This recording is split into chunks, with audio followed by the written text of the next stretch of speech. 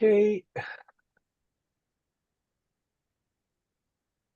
think yeah, it's okay now. It works. Right. Cool. Yeah, we are online now. Hello everyone. Welcome to Lunar Rhythm with Christine Skinner. Once a month, me and Christine will be here to share our journey of astrology, our traveling, and recent transit. So, where are you in the world, Christine? You look Well, fabulous. yes. Well, today I'm in Philadelphia, but Yeah. yesterday morning I was in Toronto. Right. Oh, you. So, yes. So this is my great North American adventure. That's what I'm Yeah. calling it. Okay. But I thought before we spoke, I thought, oh my God, I haven't even checked the chart for today. So I Yeah. went to do it. And of course, I have to do it twice because I have to do it for you and I have to do it for me, right? Yeah. So Yeah. Yeah. where you are, Saturn is rising, right? Um, and where I am, right, it's Sagittarius, right? So Interesting. so where I am, Jupiter is on the descendant, and you've got it Yeah. virtually on the IC, right?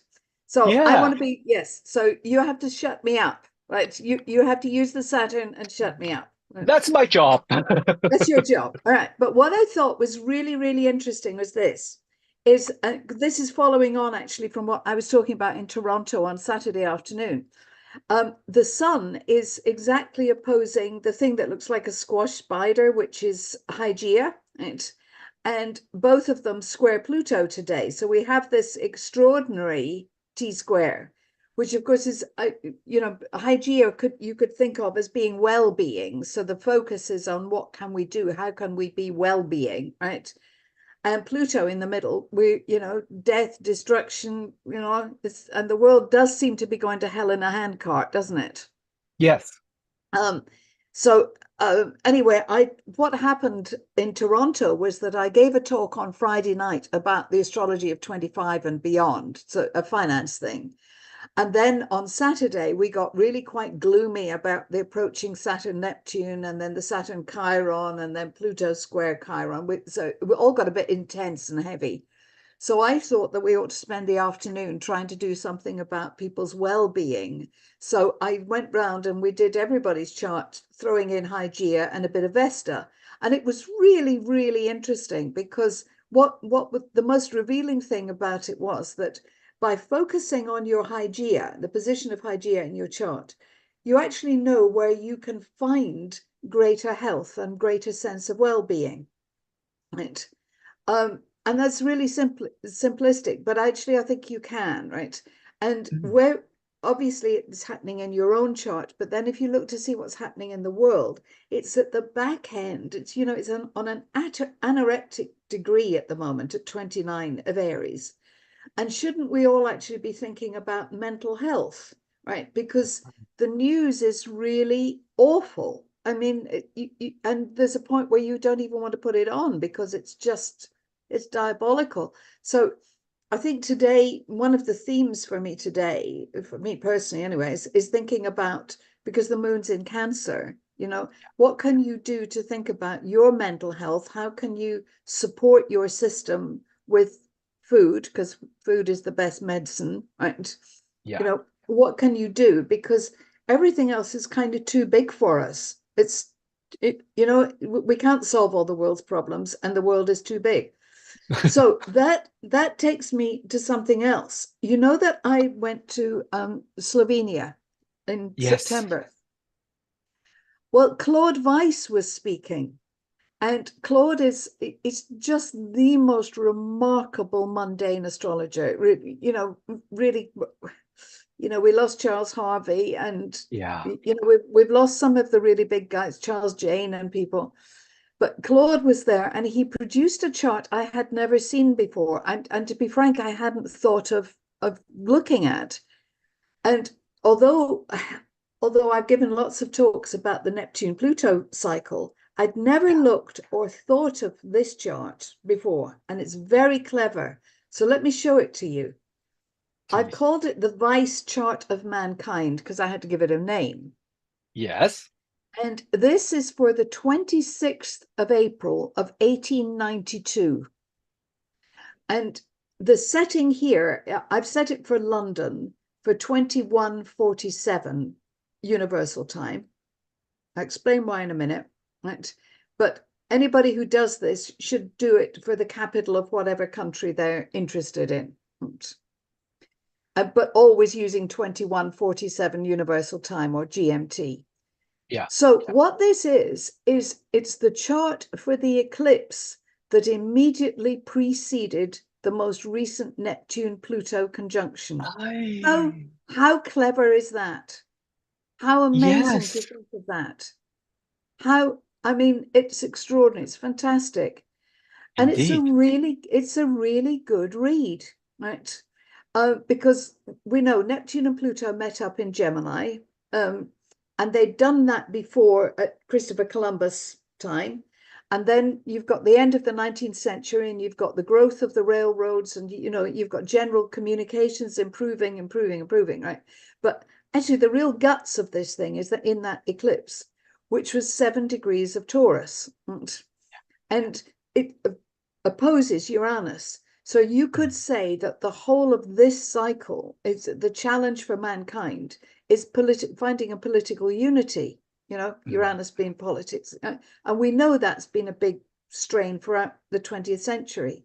Well, I promise you, you won't be disappointed if you do history. It depends what kind of history you want to do. But if you wanted to look at world wars, for example, against this chart, you'll find plenty of eclipses and transits to back it up. But if you wanted to look at scientific discoveries, you wouldn't be disappointed with that. And if you want to look at art, I don't think you're going to be disappointed. So this isn't a history lesson, but I think it's a really good chart to have. I think one of the keys for us in London anyway is that the nodal axis at the moment is dropping down onto the IC of this. So obviously it's doing that about every 19 years, right? And every 19 years we have to deal with something, right? On the global stage. It's really very interesting, this. So I've been playing with this chart, and Rod, honestly, ask me, let's talk about it, because it's a phenomenal chart. It's just absolutely phenomenal, because when you look back to the Ukraine invasion, for example, or even the horrors of the Middle East, you can find resonance with this. And I know you can say you could find resonance with anything, but actually you can find an awful lot with this. Yeah, when you mentioned about the Ukraine thing, that Mars, right? I think Mars was being triggered because that was where Pluto, Mars, Venus was around that conjunction when the Russia started the invasion. Yeah, I mean it's really it's jaw-dropping. Well, to go on from this, because you and I know that Mars is going to station at the early December, 6 degrees of Leo. Yes. Now, if you remember, I was reading before Michael died. He wanted me to read to him, so I was reading, God help us, the history of Pearl Harbor, right? I loathe that book. I mean, whatever, but I did learn a lot about the 6th of 7th of December. So Mars is stationing on the anniversary of that. That's huge for a start. Wow. Then if you take the recent eclipse, this October one we just had, which was visible, if you look at the arc of it, it's from the Hawaiian Islands, and then it goes down, doesn't it, across South America and finishes up over the Falklands. And even the Falklands has made it into the news in recent weeks. And who owns these? And then that takes you to the chart for Argentina, but you can actually see all sorts of links here. So, but I also know, because I can remember Charles Harvey doing a fantastic lecture about 6 degrees of Leo, and showing that every time the US Navy was involved in some incident, let's call it that, 6 degrees of Leo showed up. So I'm wondering what's going to happen this year, because I don't think it would be the Taiwan thing, because it's the wrong time of year. But who knows? I don't know. But I'm thinking whatever the incident is will happen in the first few weeks after the American election and before the inauguration. So that's going to be really messy. Which administration, I mean, I just don't see that the situation, whatever happens, I can't see that it's going to get any better and could escalate very quickly, which then takes us into the Mars-Pluto opposition, that dance that's going on. Yeah, wow, this chart is very interesting. And especially you mentioned about 6 degrees of Leo. I never noticed that. And that was like kind of scary. And I mean, especially when you mentioned about the Falkland Island and the Argentina, I think for Latin America is a face a huge challenge coming up, right? Astrologically speaking. Yeah, but I wonder if the whole of mankind is going to, because Mars is stationing square the sun moon of this chart.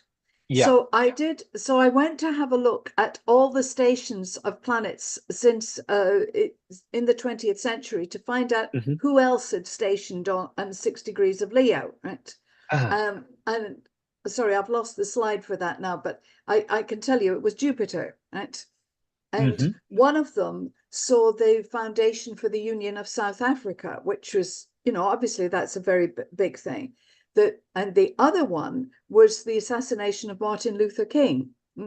Wow. So I know that, as astrologers, it's very easy for us to join things together, but it did seem to me that race was a big issue, right? In this. And so I'm thinking, America is kind of pulling itself apart, isn't it? So I don't want to think this way, I really don't, but it just it fits too easily into my muddled thinking. Yeah, So I just think that there we're in is for a turmoil. potential. So that looks like there is a potential when Mars at 6 degrees of the Leo, where this eclipse point will trigger, or at least trigger the memory of those events. Absolutely. And it made me wonder, coming on the plane here yesterday, I thought, well, it's okay having this information, Christine, but how would you actually use it? How could you tip off, the American generals or whatever to say, look, I think that's a danger spot. Now, they must already know that, where the flashpoints are going to be, but you can't get a ship overnight from one side of the world to the other. You have to plan ahead. So so it would be good it would be wonderful if we had better dialogue, wouldn't it? Indeed, yes, that's true.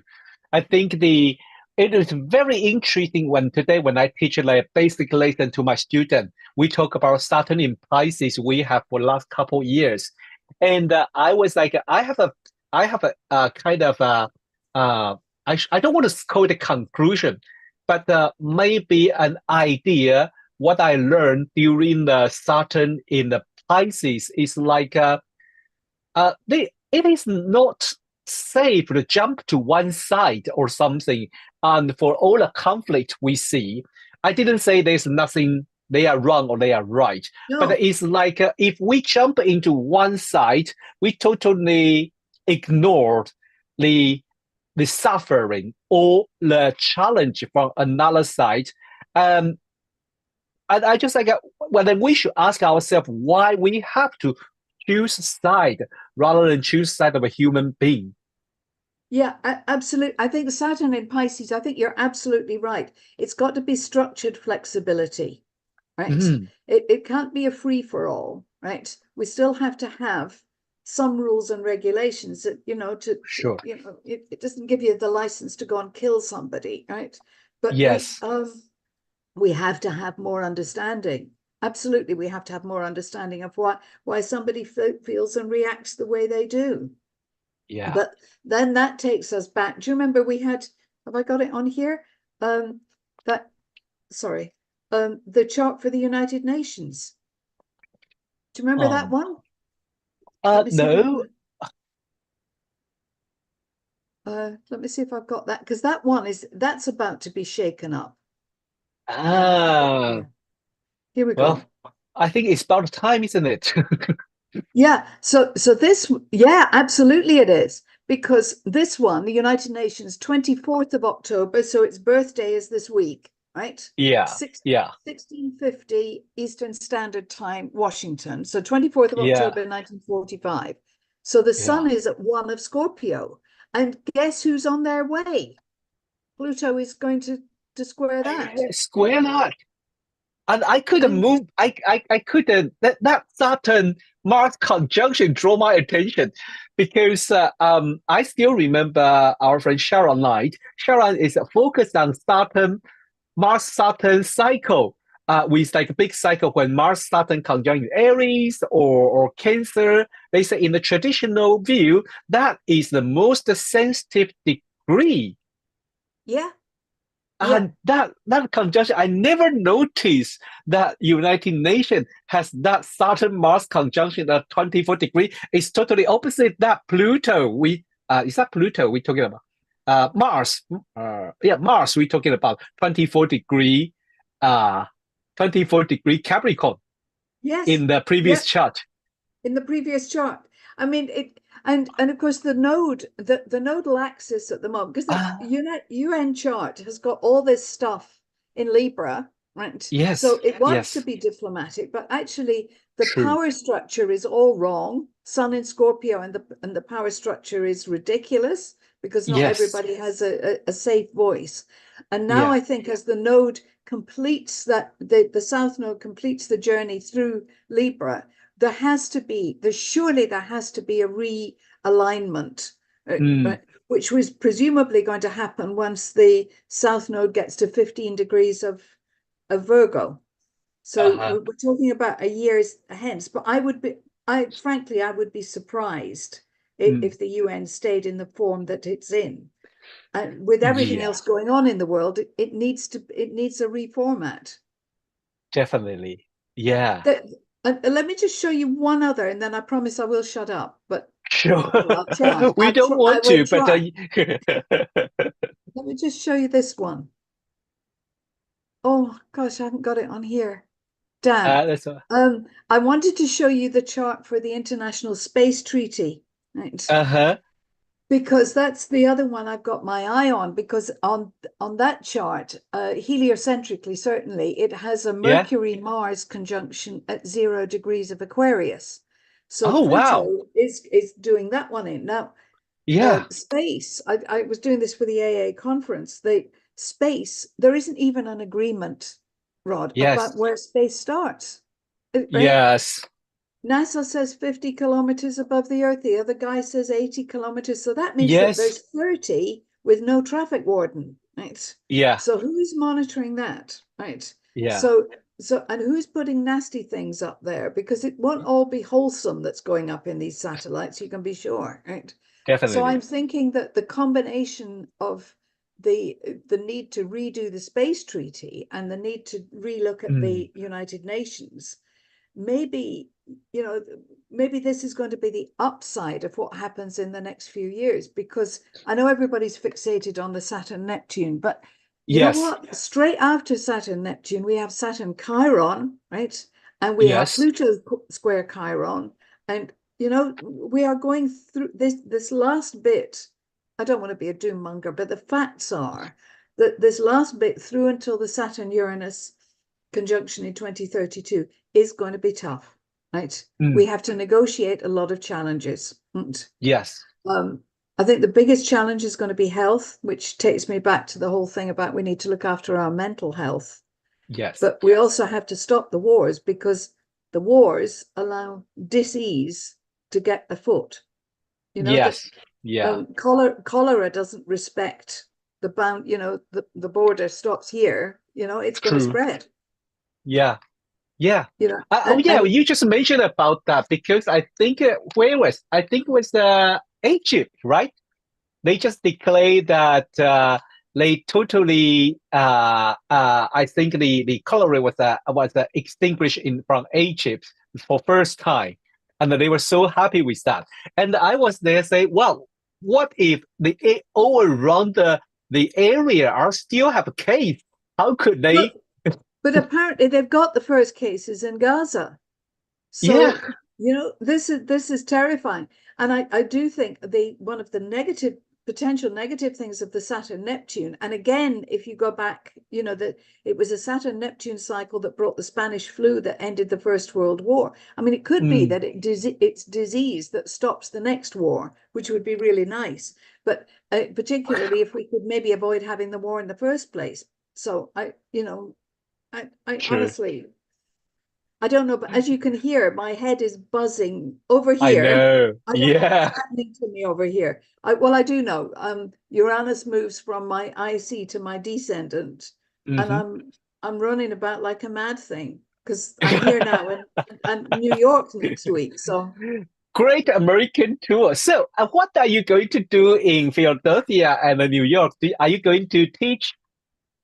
am I going to teach? No, I'm going to see clients in New York. I'm really Okay, I'm doing the business stuff in New York a okay, bit. okay. I'm going down to the finance district, and I've got a lot of stuff to do there. Ooh.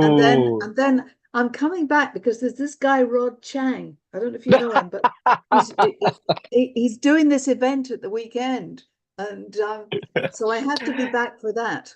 Yes. Let me say that from the 1st November to the 3rd of November, our school Academy of Astrology, because we love mundane astrology, so we're going to host. We will dedicate our second conference this year to the mundane astrology. If you are interested in the any technical of mundane astrology, we're going to cover it over that weekend. We have a weight care talk about the Weiss chart, and Christeen going to talk about the Saturn Neptune cycle with the Latin American I am. I'm country. going to come. I'm going to do a great trip down South America without going there. Going to be fun. Going to be fun. And Yes. then I think Mandela Clay going to talk about the element, and Anna Andrade and Leah McCarthy talk about eclipse. Interesting, our colleague Mark Cullen, he's going to talk about the constitution chart of the United States. And Hakan going to do the forecasting technique of the election result. This is on the Friday afternoon. This is on the Friday afternoon. Wow. Yeah, so I Wow. will send the link. All our speakers are feel free to join in each other's talk.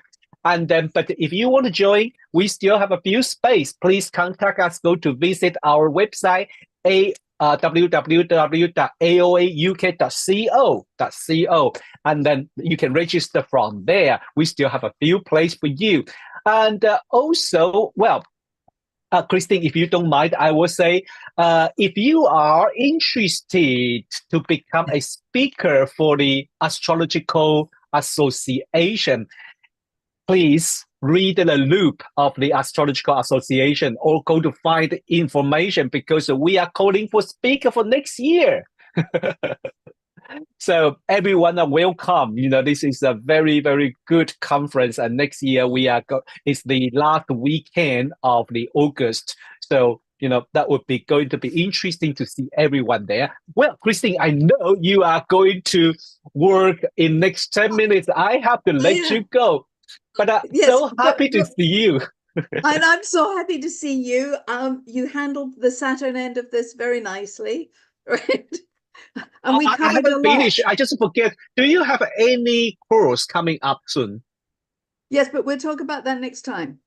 Okay, let's talk about We'll it do next that. time We'll then. do that next time. Let's focus on your event next, and then we'll do Oh, mine thank after you. that. Okay. All right. Okay. Okay. Stay Okay, well, thank Rod. you. Bye bye. Thank Thank you. you. Bye. Bye.